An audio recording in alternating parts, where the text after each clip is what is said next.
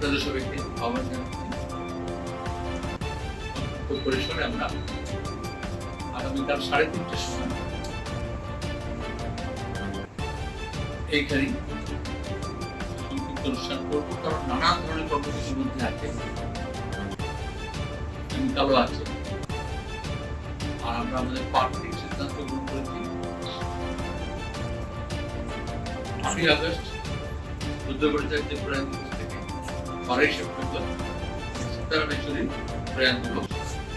এই সময়টা জুড়ে আমরা যে যা কাজই করবো তার পাশাপাশি আন্দোলন সংগ্রাম সংগঠনের কাজের পাশাপাশি আমরা নানান অনুষ্ঠান, আলোচনা, বিতর্ক সভা, সেমিনার, অন্যান্য কমিটির মাধ্যমে তাকে স্মরণ করবো, তাদের অবদানকে স্মরণ করবো, তাদের লেখা পুনরুত্তোলন করা, অপ্রকাশিত লেখাগুলোকে ছাপানো, তাদের সম্পর্কে যারা লেখালেখি করবে সেগুলোকে একটা গুরুত্বপূর্ণ কর্মসূচিতে আমরা আগামীকাল ডিটেলস আপনাদের জানিয়ে দেবো, বিস্তৃতভাবে ঘোষণা হয়ে যাবে। গোটা রাজ্য জুড়ে বাংলা, ইংরেজি, হিন্দিতে আমরা ছাত্রছাত্রী এবং যুব তরুণ তার সঙ্গে সর্বসাধারণের জন্য প্রবন্ধ প্রতিযোগিতা করবো।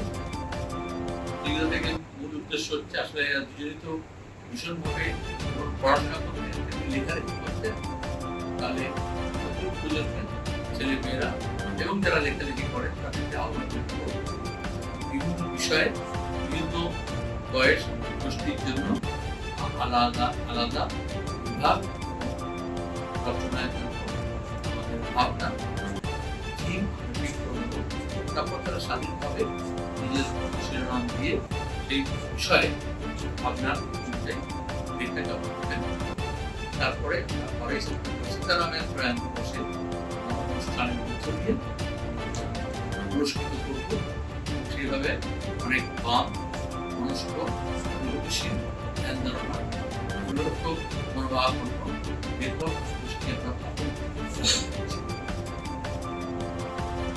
এর সঙ্গে বলতে হয়। এখন আমরা বলছি আরো বেশি ক্রিয়েটিভ রচনা, সৃজনশীলতা, আরো বেশি মানুষ তার মনোভাব প্রকাশ করুক। তখন আমরা দেখছি কিভাবে বাক স্বাধীনতার উপরে, মনোভাব প্রকাশের উপরে, আপনার চিন্তার উপরে, পড়াশোনার উপরে, মুক্ত চর্চা চিন্তার উপরে কেন্দ্রীয় সরকার আঘাত নামাচ্ছে। আমরা ভীষণভাবে প্রতিবাদ করছি যেভাবে জম্মু কাশ্মীরের লেফটেন্যান্ট গভর্নর তিনি রাজ্যটাকে ভেঙে দিয়ে কেন্দ্রশাসিত অঞ্চল করে তাকে বসিয়ে দেওয়া হয়েছে লেফটেন্যান্ট গভর্নর হিসেবে।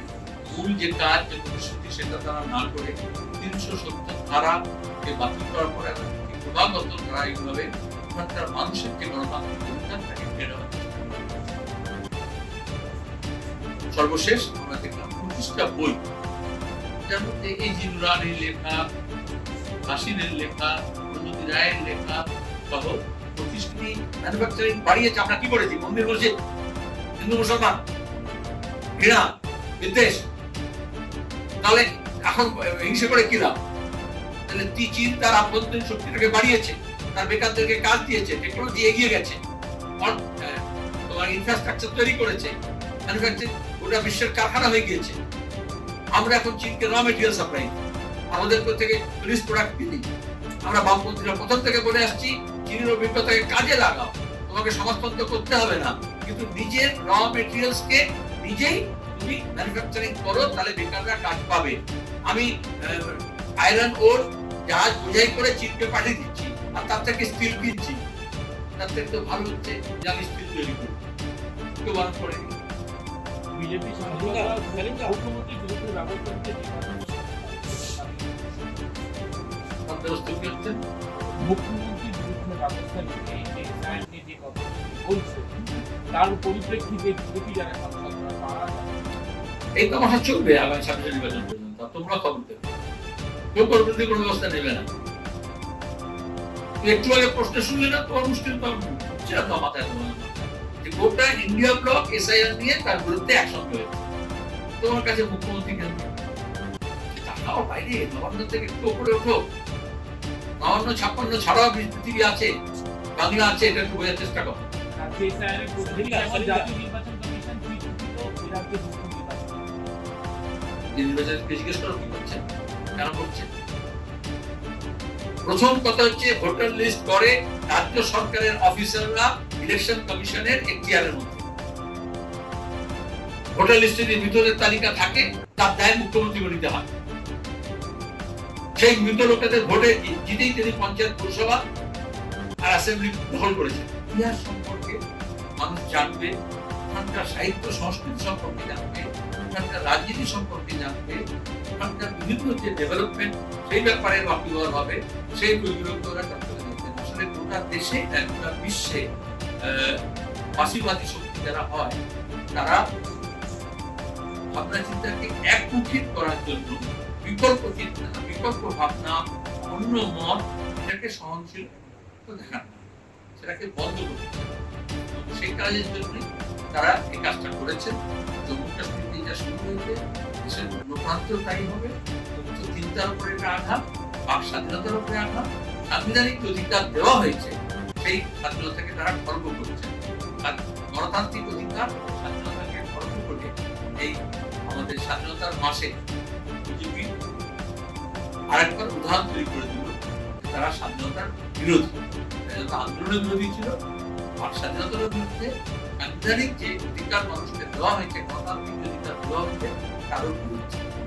অথচ অন্যদিকে আমরা দেখছি যখন ট্রাম্প যাকে মোদী একেবারে ব্যক্তিগত বন্ধু মনে করতেন, নির্বাচনী প্রচারও করে এসেছিলেন, যা করা যায় না সাধারণত, হুমকি দিচ্ছেন। তার সো কল্ড ট্যারিফ ওয়ার এর অংশ হিসেবে 50% শুল্ক করেছিলেন ভারতীয় রপ্তানির উপরে। এখন তারপরে আরো 25% করেছিলেন, আরো 25% হচ্ছে তোমার কি পেনাল্টি হিসেবে, অর্থাৎ জমজুরি করতে হবে। আমরা বামপন্থীরা প্রথম থেকে বলে এসেছি মার্কিন সাম্রাজ্যবাদের চরিত্র আমরা জানি। সাম্রাজ্যবাদী শক্তি গোটা দুনিয়াকে কিভাবে লুট করেছে আমরা জানি, এবং সেই লুটের সেই আধিপত্যকে বজায় রাখতে চায়, তার চেষ্টা করতে এটা জানি। আমাদের দেশের যারা দক্ষিণপন্থীরা আছেন, যারা সাম্রাজ্যবাদের তাবেদার হতে চেয়েছিলেন নানান ছলে বলে কৌশলে, আজকে তাদের নিজেদের একটু ইন্ট্রোস্পেক্ট করা দরকার আছে। বামপন্থীরা প্রথম থেকে আমাদের দেশের স্বার্থ সম্পর্কে সচেতন, দেশের কৃষি, কৃষক, মজুর, আমাদের ব্যবসা, আমাদের বাণিজ্য, সেই স্বার্থ সম্পর্কে সচেতন। যারা মনে করেছিলেন সাম্রাজ্যবাদের কাছে আমাদের দেশের স্বার্থ বিকিয়ে দিলে অনেক লাভবান হবেন, তারা আজকে বুঝতে পারছে। পাশাপাশি আমরা চীনকে দেখছি, ট্রাম্প তো এই ধরনের ঘোষণা সবাইকে করছেন। কানাডা, ইউরোপ, পশ্চিম এশিয়ার দেশগুলো, Russia, Latin America, China, Bharat সবার বিরুদ্ধে। কিন্তু আমাদের পাশে প্রতিবেশী দেশ চীন দেখিয়েছে এক, তাদের নিজের আভ্যন্তরীণ উন্নয়নটাকে এই জায়গায় নিয়ে গেছে যে কোমরের জোর এমন বাড়িয়েছে, আর দুই, একটা স্বাধীন বিদেশ নীতি এবং আত্মমর্যাদা। যে কোনো আত্মমর্যাদা সম্পন্ন জাতি বা দেশ যা করবে হুমকির কাছে নথি স্বীকার করেনি। তারপরে অনেক আত্মহংকের পরও যখন চীন তার পাল্টা অস্ত্র প্রয়োগ করেছে তারিফের ক্ষেত্রে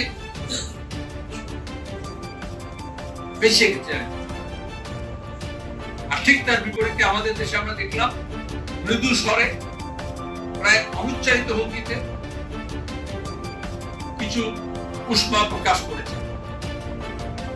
কিন্তু কূটনীতিক স্তরে, ব্যবসা বাণিজ্য, অর্থনীতির ক্ষেত্রে সরকারিভাবে যে ভূমিকা পালন করা উচিত ছিল, তা করা দরকার, তা মোদী সরকার করেনি, করতে পারে না। ভারতীয় জনতা পার্টি তার জন্মলগ্ন থেকে, তার আগে জনসন, আরএসএস প্রথম থেকেই মার্কিন দাবিদারির পক্ষে সব ক্ষেত্রে। আর মোদী তো বিদেশ নীতি মানে মনে করেছেন পাবলিকেশন ভাব, কিছু লোককে নিয়ে গিয়ে, ভাড়া করা লোককে নিয়ে গিয়ে গোটা এমবেসিকে ব্যবহার করে সরকারি টাকায় উৎসবের নাম করে মোদী মোদী বলে চিৎকার করা। বিদেশ নীতি মানে it's not a peer job. দেশের স্বার্থ, দেশের মানুষের স্বার্থ কোথায় গেল? আর ব্যক্তিগত বন্ধুত্ব হয় না, কূটনীতি না। গিয়ে জড়াজড়ি করলেই হয় না, এটা আজকে প্রমাণিত হচ্ছে। আমরা আশা করবো ভারত সরকার দৃঢ়তার সঙ্গে মোকাবিলা করবেন এই স্থিতিতে, কিছুতেই মাথা নোয়াবেন না, এবং আমাদের যে কৃষি, কৃষক, ক্ষেতমজুর, গ্রামীণ অর্থনীতি, তার সমস্ত স্বার্থকে জলাঞ্জলি দিয়ে গতকাল পর্যন্ত তুষ্ট করার চেষ্টা করেছে, পরশু পর্যন্ত আমেরিকা